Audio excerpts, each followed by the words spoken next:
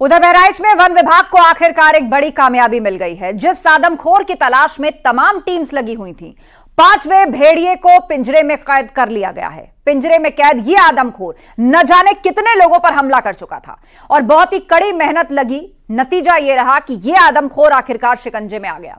हालांकि अभी एक और आदमखोर है जिसकी तलाश लगातार जारी है। तो तस्वीर हम आपको दिखा रहे हैं। यह 5वां आदमखोर भेड़िया बताया जा रहा है कि 2 से 3 संख्या और हो सकती है जो अभी तक खुले घूम रहे हैं, जिनमें से एक पकड़ लिया गया है। ग्रामीणों ने लाठी डंडों के सहारे इसको घेर लिया था और उसके बाद वन विभाग की टीम ने इसको सफलतापूर्वक जो है वो पिंजरे में कैद कर लिया। तो भेड़िया पिंजरे में आ चुका है। आप देखिए, पिंजरे में आने के बाद भी जो है इसका हिंसक स्वभाव साफ स्पष्ट है। ये किस तरह पिंजरों के जो ग्रिल है उसको भी काटने की कोशिश कर रहा है। और ये उस वक्त की तस्वीर जब ये पकड़ा गया था। लाठी डंडों से ग्रामीण ने घेर लिया था, इसको हाथ पैर बांध करके डंडों पर जाल के सहारे लटका करके पिंजरे के अंदर कैद कर दिया गया।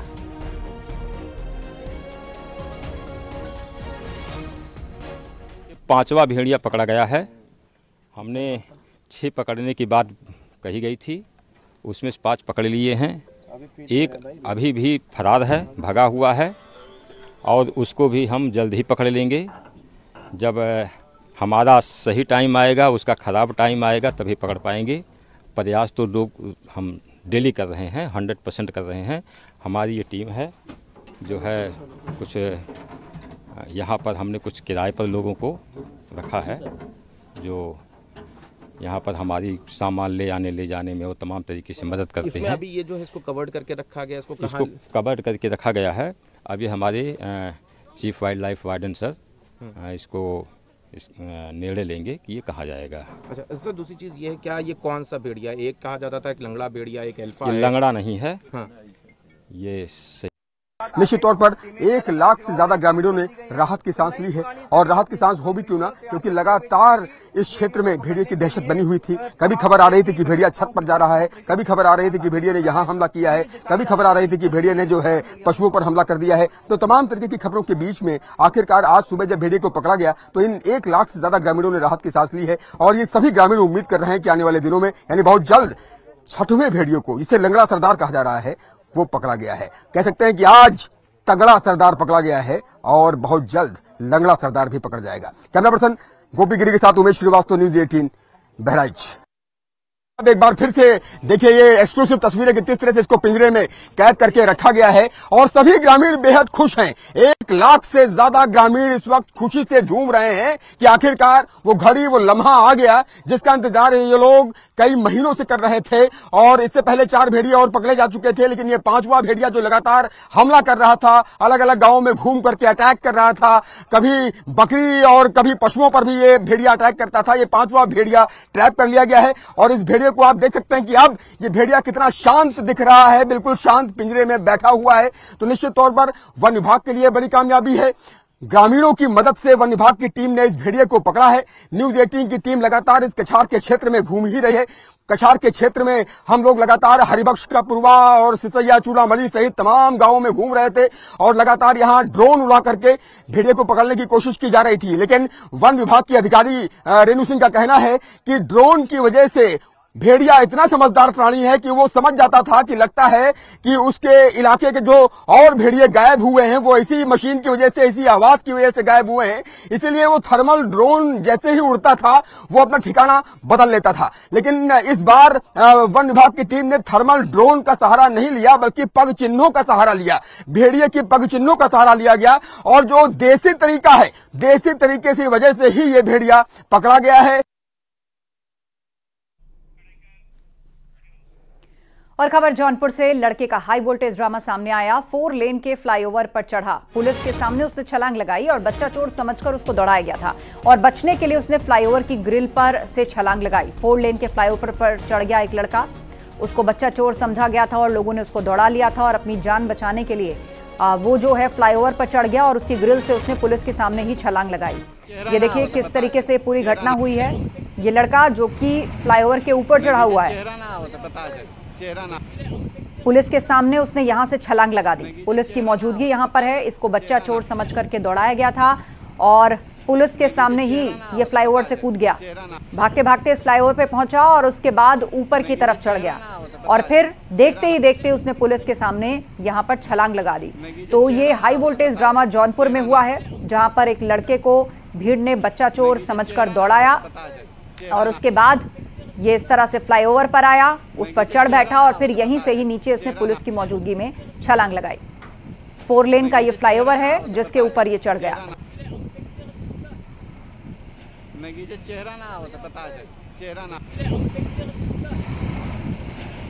चेहरा ना आवत।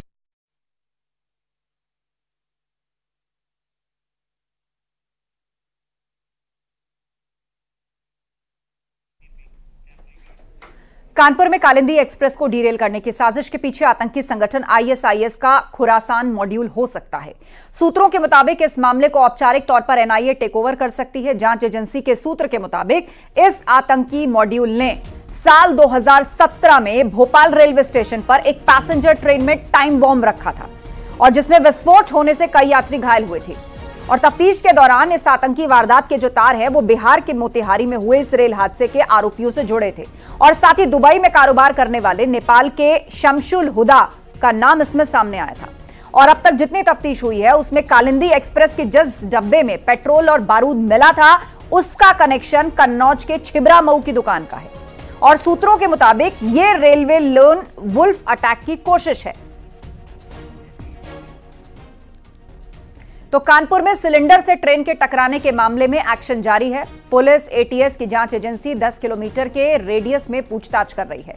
शिवराजपुर टोल प्लाजा पर पुलिस टीम ने सीसीटीवी का डीवीआर कब्जे में लिया है। तो कानपुर में ट्रेन पलटने की कोशिश हुई है, उस मामले में कई बड़े खुलासे हुए हैं। एक्शन में पुलिस और जांच एजेंसी है। कहा जा रहा है कि एनआईए इस मामले को टेक ओवर कर सकती है। 10 किलोमीटर के दायरे में पूछताछ चल रही है।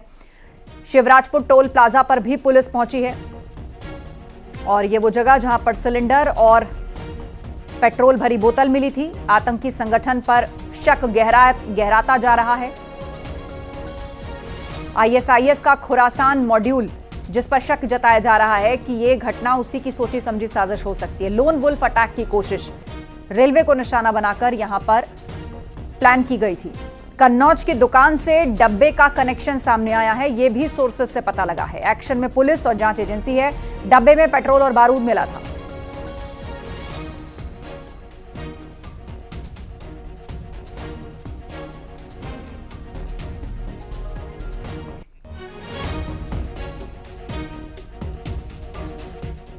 और अब आपको कुछ तस्वीरें दिखाते हैं। कानपुर में ट्रेन डीरेल करने की हर एंगल से जांच हो रही है। जिस तरह ट्रैक से गैस भरा सिलेंडर बरामद हुआ उसके बाद आतंकी साजिश से इनकार नहीं किया जा सकता।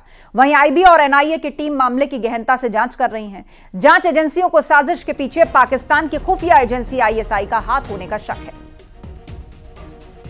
तो ट्रेन डीरेल करने के मामले में कई बड़े खुलासे हो रहे हैं जिसके तार पाकिस्तान से जुड़े हुए भी हो सकते हैं। इसके पीछे आईएसआई की साजिश भी हो सकती है।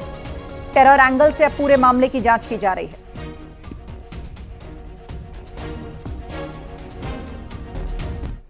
इधर कानपुर में कालिंदी एक्सप्रेस को डीरेल करने की साजिश की जांच तेज हो गई है। साजिश की हर एंगल से जांच की जा रही है। यूपी पुलिस, एटीएस, आईबी के बाद एनआईए ने भी जांच शुरू कर दी है। ट्रेन की पटरी से भरा गैस सिलेंडर मिलने से जांच एजेंसी को बड़ी आतंकी साजिश का शक है।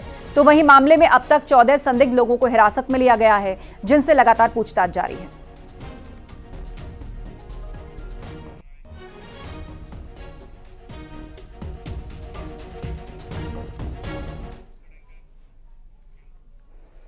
कानपुर के बाद अब राजस्थान के अजमेर में मालगाड़ी को डीरेल करने की साजिश का खुलासा हुआ। अजमेर में रेलवे ट्रैक पर 2 जगहों पर सीमेंट के बड़े बड़े ब्लॉक्स मिले हैं और सीमेंट के ब्लॉक का वजन करीब 1 क्विंटल बताया जा रहा है। अजमेर में सराधना और बांगड़ ग्राम स्टेशन के बीच मिले सीमेंट के ब्लॉक और रेलवे कर्मचारियों ने थाने में शिकायत दर्ज कराई है। तो यहां पर कहा जा रहा है कि एक मालगाड़ी को डीरेल करने की साजिश रची गई। रेलवे कर्मचारियों से शिकायत की गई है। अजमेर में भी कानपुर जैसी साजिश नाकाम हुई है। यहां पर सीमेंट के बड़े बड़े ब्लॉक्स रख दिए गए ट्रैक पर जिससे कि वहां से गुजरने वाली मालगाड़ी डीरेल हो जाए। रेलवे कर्मचारियों ने इसे लेकर एफआईआर दर्ज कराई है।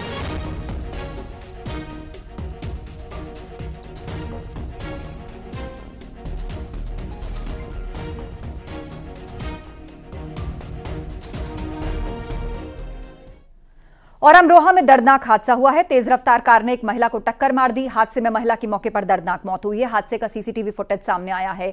रोड क्रॉस करते समय यह हादसा हुआ है और हादसे के बाद कार का ड्राइवर मौके से फरार हो गया। डिडौली कोतवाली क्षेत्र का यह पूरा मामला है। तो महिला की मौके पर दर्दनाक मौत हो गई। घटना का सीसीटीवी सामने आया है। अमरोहा की यह घटना, जहां पर आप देखिए एक महिला सड़क के किनारे जा रही है और उसके बाद तेज रफ्तार एक कार आती है, उसको उड़ाते हुए वहां से निकल जाती है। ये महिला जो सड़क क्रॉस कर रही थी, पीछे से देखिए एक सफेद कार आई और उसको उड़ाते हुए चली गई। बताया जा रहा है कि इस महिला की मौत हो चुकी है।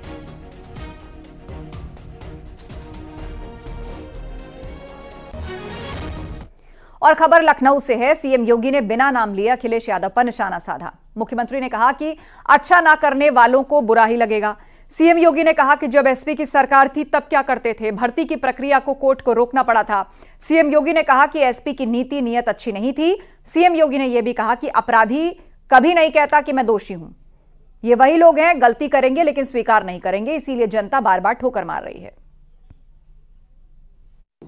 नियुक्ति नहीं मिल पाती थी, नियुक्ति बैकडोर से होती थी, सूची जारी होती थी, अलग अलग लोगों के परिवार के अलग अलग लोगों की सूची अलग जाती थी और फिर उन्हीं लोगों का सिलेक्शन होता था, बाकी लोग देखते रह जाते थे।